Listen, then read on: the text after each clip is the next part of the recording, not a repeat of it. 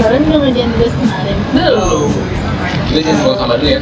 Rik, jangan dibuang, itu masih bisa dipakai lagi loh. Oh ini udah nggak bisa dipakai karena kemasan ini akan mengalami migrasi yang sangat berbahaya. Hah? Emang migrasi itu berbahaya? Yuk simak video ini. Yuk! Kalian tahu nggak sih kalau penggunaan kemasan yang tidak sesuai dengan aturan akan mengalami migrasi? Migrasi adalah perpindahan komponen kemasan ke dalam produk pangan. Pada proses migrasi, pasti terdapat migran di dalamnya. Nah, berikut adalah migran-migran yang terdapat pada proses migrasi yang akan kita bahas kali ini. Yang pertama ada antimon, yang kedua ada NCPD, dan yang terakhir ada kadmium.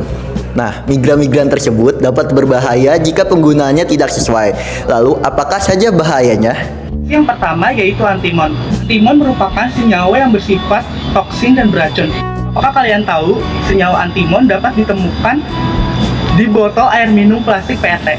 Migrasi antimon pada botol air minum dapat meningkat pada suhu tinggi dan jika terpapar gelombang mikro. Penggunaan PET secara berulang pada kondisi panas dapat memicu pelelehan lapisan polimer, mengeluarkan zat karsinogenik, dan meningkatkan risiko kanker pada penggunaan jangka panjang.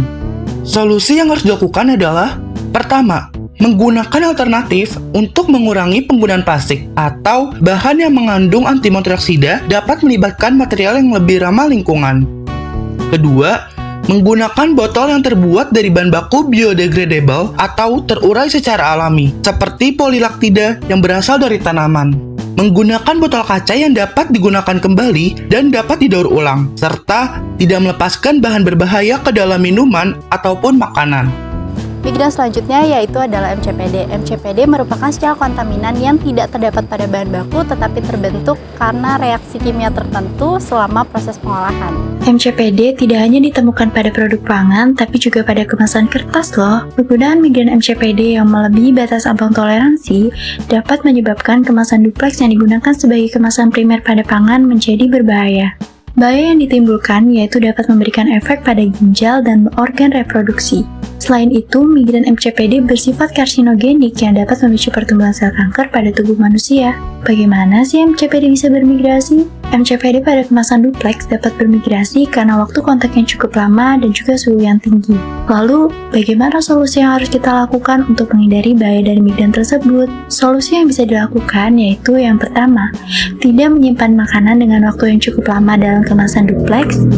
Yang kedua, tidak mengemas makanan dalam suhu panas dalam kemasan duplex. Yang ketiga, menggunakan kemasan duplex yang sudah dilaminasi. Dan yang keempat, menggunakan kemasan food grade.